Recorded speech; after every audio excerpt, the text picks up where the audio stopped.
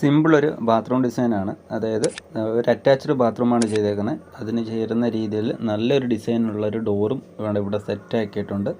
നല്ലൊരു പിക്ചറൊക്കെ വരുന്ന രീതിയിൽ ഒരു ഡോർ സെറ്റാക്കിയിട്ടുണ്ട്. അതേപോലെ തന്നെ നമുക്കിതിൻ്റെ അകത്ത് ഒരു വാഷ് ബേസിൻ വരുന്നുണ്ട്, ക്ലോസറ്റ് വരുന്നുണ്ട്. ഒരു നോർമൽ ടൈപ്പ് നമ്മൾ വാഷ് ബേസിനാണ് ഇവിടെ സെറ്റാക്കിയേക്കുന്നത്.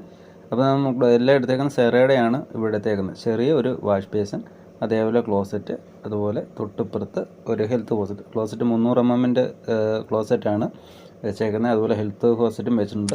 തൊട്ടപ്പുറത്തായിട്ട് കുളിക്കുന്ന ഏരിയയാണ്. നമുക്ക് അവിടെ ഒരു ജനൽ വരുന്നുണ്ട്. നമ്മൾ അവിടെ വെക്കേണ്ട ഷവറിനെ എടുത്ത് നേരെ ഇപ്പുറത്തെ സൈഡിലോട്ട് വെച്ചിട്ടുണ്ട്.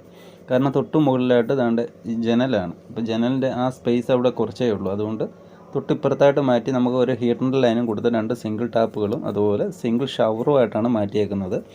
അതേപോലെ സോപ്പ് വെക്കാൻ വേണ്ടിയിട്ടൊരു ഇതും. അപ്പോൾ നോർമലായിട്ട് സിമ്പിളായിട്ടൊരു ബാത്റൂമാണ് ഇവിടെ ഡിസൈൻ ചെയ്തേക്കുന്നത്. അതേപോലെ നമ്മൾ കുളിക്കുന്ന ഏരിയ ഒരു 120 വരുന്ന രീതിയിലാണ് നമ്മൾ അറേഞ്ച് ചെയ്ത് വെച്ചേക്കുന്നത്. നമുക്ക് കുറച്ച് സ്പേസ് ഇട്ടിട്ട് തന്നെയാണ് കുളിക്കുന്ന ഏരിയ വെച്ചേക്കുന്നത്. ആ ഏരിയ തന്നെയാണ് നമ്മൾ ട്രാപ്പും സെറ്റ് ചെയ്ത് നിർത്തിയേക്കുന്നത്. ആ സൈഡിൽ തന്നെയാണ് ട്രാപ്പും സെറ്റ് ചെയ്തേക്കുന്നത്. അപ്പോൾ ആദ്യമേ ഡ്രൈ ഏരിയയും പിന്നെ വെറ്റ് ഏരിയ ആയിട്ടാണ് വരുന്നത്. അപ്പോൾ ഡോറ് തുറക്കുമ്പോഴേ ഡ്രൈ ഏരിയയ്ക്കകത്തുനിന്ന് പിന്നെ പോകുന്ന വെറ്റ് ഏരിയയാണ്. അപ്പോൾ അങ്ങനെ സെറ്റാക്കുന്നതായിരിക്കും ഏറ്റവും ഉചിതം.